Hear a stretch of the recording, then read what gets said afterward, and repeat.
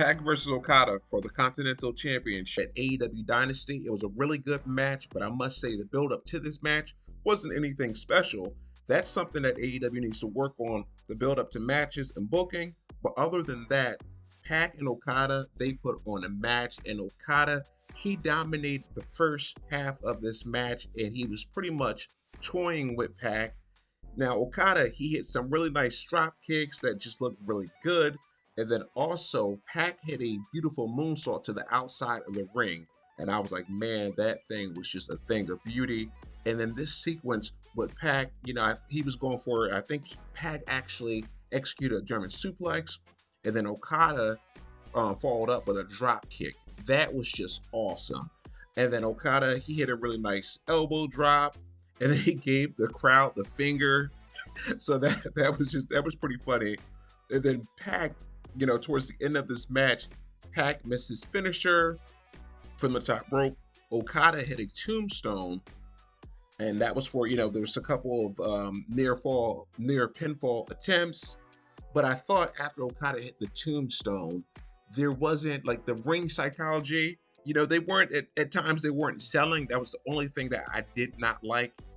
I like to see that ring psychology. If you hit a big move like the tombstone, it should mean something. And I think for me, I'm used to, the Undertaker's tombstone and with that move putting someone away. So maybe that's why, it's hard for me to say, hey, you hit the guy with a tombstone. Don't let him get, the guy shouldn't get back up after a few seconds.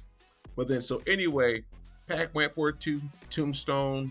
And then he attempted to hit his finisher from the top rope. Okada knees were up. And then Okada eventually hit the Rainmaker for the win. So this was just a really good match, and the crowd was really into this match. Now, this match just reminds me of, the guys don't have a good build-up, but Okada and Pac, they are two good wrestlers, and they got the crowd into this match. And then we had the House of Black versus Adam Copeland, Briscoe, and Kingston. Now, this match, I wasn't really crazy about this match, and I feel like this match, originally, I thought like this match shouldn't have been on the card, but this was a decent match. I feel like it went a little too long, but overall, it was a good match. Eddie Kingston, the thing that I do not like, his chops, when he's like waiting for the other person to hit him, I think that's just so stupid. Mark Briscoe, I thought he was really good in this match, and I thought he was the highlight. Mark Briscoe, he was just really the highlight of this match, and he was just really good. He hit some really cool moves, some really cool spots. But the other thing, there was no control. Like, the referee did not have any control, and that's one thing I just was not a fan of. And I believe, like, at the end, I believe it was, and I could be wrong, Edge was in the match, or he was in the ring with Brody Lee, and then he hit the spear, but he didn't pin him. I think Brody Lee at that point rolled out of the ring or rolled to the apron. And then Malachi Black, he hit Edge with the miss in his face, and then he kicked him, and then he pinned him. And the House of Black won. But I think Brody Lee was the legal man.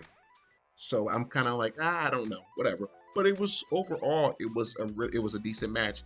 And then Willow versus Julia Hart for the TBS Championship. You know what? I really like Willow, and I'm glad that she won. But this match wasn't anything special. It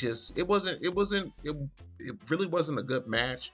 But pretty much Julia Hart, she was in control for most of this match. And then Julia Hart, she went for the moonsault, but Willow had her knees up, and then Willow hit the Dr. Bum for the win. So I'm happy that Willow is TBS champion. And then Mercedes Monae, she came down to the ring and she was just dancing and jamming. I'm like, okay. And they had the face-to-face. And I think the face-to-face lasted it felt like it was maybe like 15 seconds. And then they played Willow's music, and Mercedes Monae walked away. So it was, to me, it was kind of pointless. I feel like it would have been better if Mercedes Moné did not announce on AEW Dynamite a couple of weeks ago, like, hey, whoever the TBS champion, I'm coming for them. She shouldn't have said anything.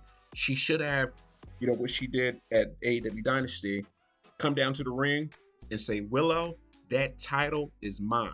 Something like that, and give, have to stare down. But it's whatever.